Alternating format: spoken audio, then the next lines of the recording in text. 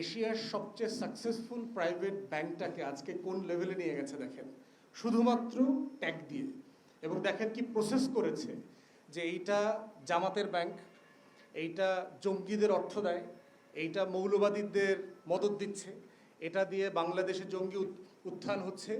আবুল বারাকাত থেকে শুরু করে বাংলাদেশের তথাকথিত বড় বড় বাংলা ইংরেজি পত্রিকা, টেলিভিশন, গবেষণা প্রতিষ্ঠান সবাই মিলে এই ন্যারেটিভটা তৈরি করেছে যে ও আসলে, ওর চেহারাটা এত কুৎসিত, ও আসলে এত বড় একটা কালো বিড়াল, ওকে আসলে মেরেই ফেলা দরকার। এবং এই সম্মতি উৎপাদনের মধ্য দিয়ে আমরা দেখেছি যে বাংলাদেশে কিভাবে ব্যাংকিং সেক্টরে ফ্যাসিবাদ তৈরি করেছে, আর্থিক ফ্যাসিবাদ কায়েম করেছে। এসালম, অলিগার্ক, আওয়ামী লীগ সবাই, আবুল বারাকাত, গং পত্রিকার সবাই মিলে। তো সেই জায়গা থেকে আমাদের আকাঙ্ক্ষা ছিল যে বিএনপি এখান থেকে উল্টা পথে আসবে, সংস্কারের পথে আসবে।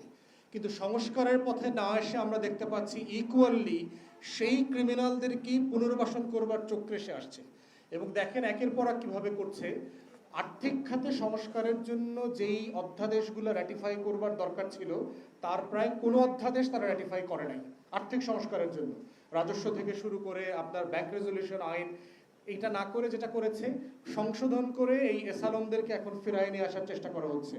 ব্যাংকিং খাতে একের পর এক যে অ্যাপয়েন্টমেন্ট দিচ্ছে, দেখবেন যে গত কদিন আগে এমডি থেকে শুরু করে অনেক কর্মকর্তাকে সরায় ফেলছে, সরায় নিজেদের লোক বসাচ্ছে অথবা এসালমের অ্যাপয়েন্টমেন্ট বসাচ্ছে। এবং দেখেন সেন্ট্রাল ব্যাংকের গভর্নর থেকে শুরু করে এই কাজগুলো করছে। এইটা করে সে তো আসলে অর্থনীতি চালাইতে পারবে না। দিন শেষে যখন জনগণ বুঝতে পারবে যে নতুন করে বিএনপি আবার এসালম হয়ে গেছে এবং এই ব্যাংকগুলো থেকে আবার টাকা লুটপাট করছে, জনগণ টাকা উঠায় ফেলবে, বাসায় রেখে দেবে। তো বাসায় রেখে দিলেও তো আপনি ইনফ্লেশন ঠেকাইতে পারবেন না। বাসায় থেকে দিলে আপনি যে ব্যাংক খাত থেকে ডোমেস্টিক কস্ট অ্যারেঞ্জ করবার জন্য যে ঋণ নিচ্ছেন বিভিন্ন ব্যাংক থেকে, সেই ঋণ নেবার টাকা আপনি কদিন পরে ব্যাংক খাতে পাবেন না। তখন আপনাকে কাগজ ছাপাইতে হবে। কাগজ ছাপানোর পরে দেখবেন যে বাসার কাগজ আর বাইরের কাগজের ইনফ্লেশন মিলে দেশের টোটাল ইকোনমি কলাপস করবে।